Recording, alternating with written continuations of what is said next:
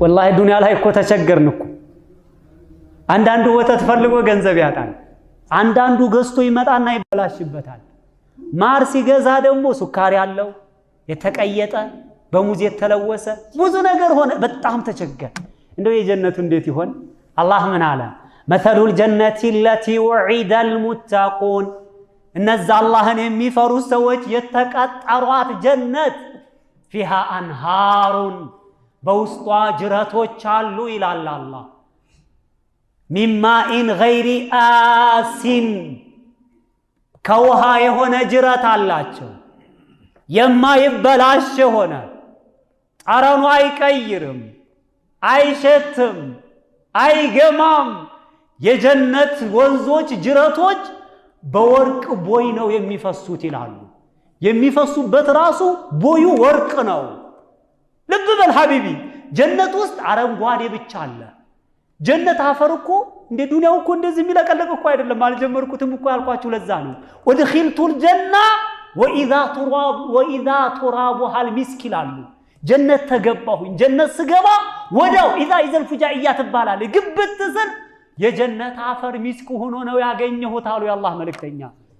ይሄ ልብስ ላይ ሲመጣ ሽቶ ያለው ነጭ ሆነ የሚያስደስት ነው። ሆነ አካባቢ ደግሞ አትክልት ቦታ አለ፣ ሆነ ቦታ ደግሞ ጅረት አለ። የማሩ በዚህ ኩልልን፣ የወተቱ በዚህ ይሄዳል፣ የውሃው በዚህ ይሄዳል፣ የኸምሩ በዚህ ይሄዳል። የሚወርቅ ቆሻሻ የለ፣ ፌስታል የለ፣ ሽንት ቤት የለ፣ የሚያስጠላ ነገር የለ፣ ዛፉ የሚያንጠባጠበው ቅጠል የለ። አረ ጉድ በል እንደው ያ ረቢ አላህ መገን ዱንያ ወላሂ እንደው ስንቱን ሰው አታለለችው። ዲያላ ሀገር እያለ ወላሂ የሰው ልጅ ሁሉ በጎሚ በጥላቻ በቂም በቀል ወላሂ ዲያለ ኒዕማ አላህ አዘጋጅቶልን ተዋደን ብንመካከል ስንትና ስንት ቦታ የምንደርሰው ወላሂ።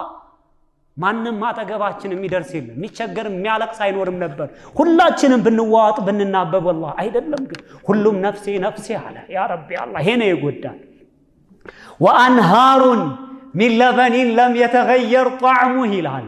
የወተት የሆነ ደግሞ ጅረት አለ። ለም የተገየር ጣዕሙህ፣ ቃናው የማይቀየር የሆነ የማይሸት የማይበጣጠስ የማይገማ ነው። የሚቸገር የለም፣ ደሃነኝ ሳልገዛው የሚል የለም። ዱንያ ላይ ወተት እያማረው ወላሂ ይዞ የማይገባ አለ፣ ገንዘቡ እያጠረው። ወይም አካባቢ ሱቅ አልቋል ይባላል፣ ወይም እንዳስቀመጠው ይበላሻል። ሀከዘ ዱንያ ብላሽ እኮ ናት ዱንያ። ጀነት ውስጥ ግን እንደዛ አይደለም። ወተቱ ቃናው አይቀይርም፣ አይበላሽም፣ አይበጣጠስም። ስሙ እንጂ ሙሰማና ስሙ አይገናኝም። እንዴ ስምና ሙሰማ